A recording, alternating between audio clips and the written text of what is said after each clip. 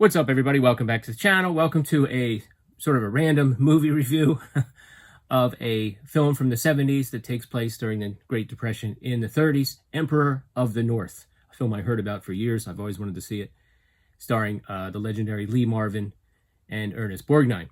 And before I get into it, real quick, could you guys double check, make sure you have your notifications on if you're subscribed? I just got caught up on my buddy Sean's videos from Movie Assault. The notification said all, but I don't recall getting any notifications in the last couple weeks, so I changed it to personalized. I don't know if that's going to make a difference, but I just got caught up on his videos. Sometimes it happens, especially, we're all busy after the holidays, but I've had a few Physical Media Fridays recently where I showed films like this, A Bullet for Sandoval with Ernest Borgnine. So check out those videos if you could be so kind. So let's get into it. Yeah, I heard about this for years. I remember reading about it in a TV guide, and the title was like Emperor of the North, and it's about trains, and it didn't, as a kid, teenager, even young adult, it didn't grab me. As I've gotten older, I've gained such an appreciation for both of these guys, and Keith Carradine is also in this, and a host of familiar faces, especially if you watched movies in the 70s. There are more than a few people who were in Outlaw Josie Wales are in this. There's a couple people from, it may even be overlap there, people that were in movies like Gator or White Lightning with Burt Reynolds.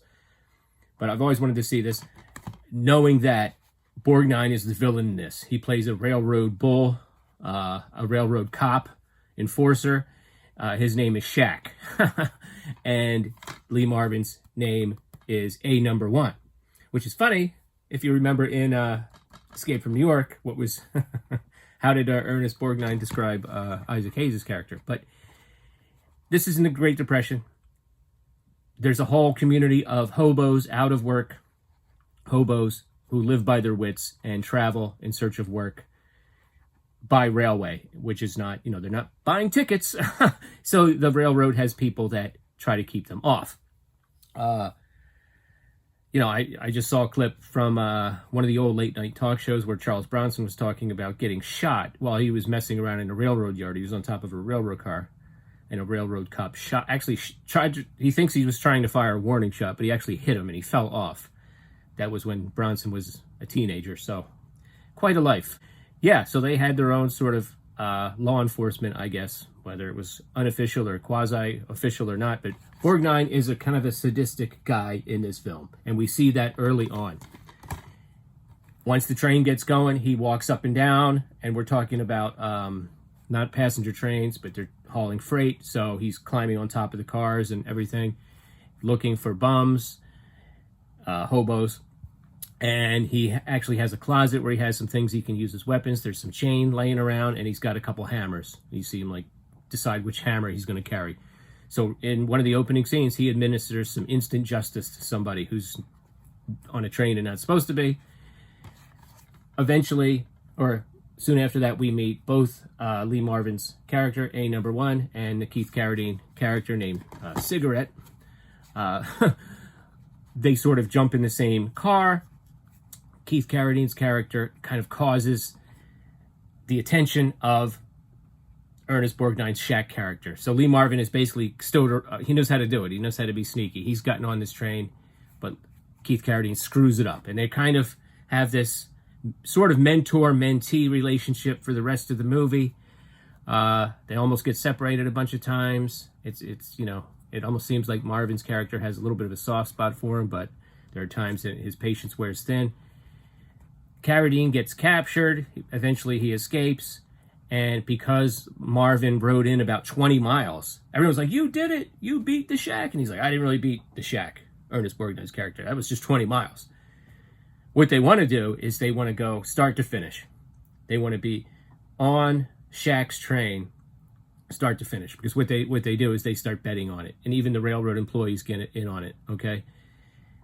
So what he does is he takes a burnt piece of a burnt stick, and there's a water tower near the train station. He actually writes A Number One to Portland. So he's basically announcing, I'm gonna sneak on your train.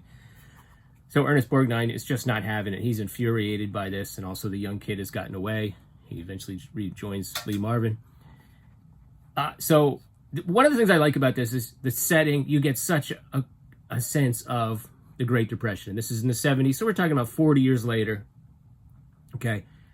Some of the trains are probably the same trains or similar enough. It really does feel like it fits in the time period. Some beautiful scenery of the Pacific Northwest, by the way. This is all in the Pacific Northwest.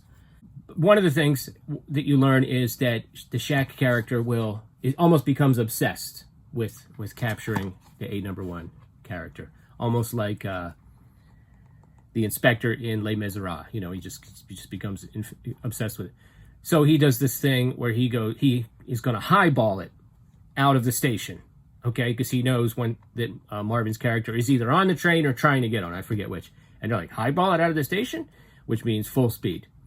Because he wants to get somewhere that takes 8 minutes and 4 minutes. And then I guess he wants to check to see if Marvin's on the train. So you learn a lot of the terminology in this film. You learn a lot about trains. I didn't know that there's a little dispenser for sand.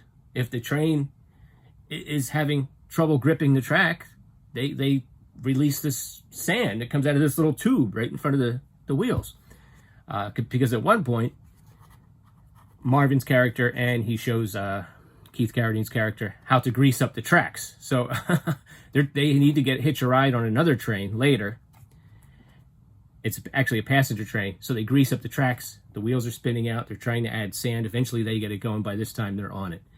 So this is not like Runaway Train. They're not on the same train the whole time. There's probably about 4 different switches. They have to, the Shaq character has a couple small victories. They have to jump off, but they get a ride on another train, and they're now back on Shaq's train, and it all leads up to kind of a conclusion. In the meantime, you get, every time they're stationary, they just kind of wander into a hobo camp, and everybody knows A number one. Everybody knows who he is. And you see actors like Sid Haig has a small role, Matt Clark, Royal Dano, like I mentioned, what was his name? Elijah. I'll put it on the screen. I can never remember his name. Elijah Hunt Jr. Vic Tayback is one of the guys in the railroad yard. There's just a lot of people in this that you recognize. But it's very kind of gritty and realistic and very satisfying conclusion. I think maybe younger audiences might think it's just a tad too long at about 2 hours, I believe. I did not.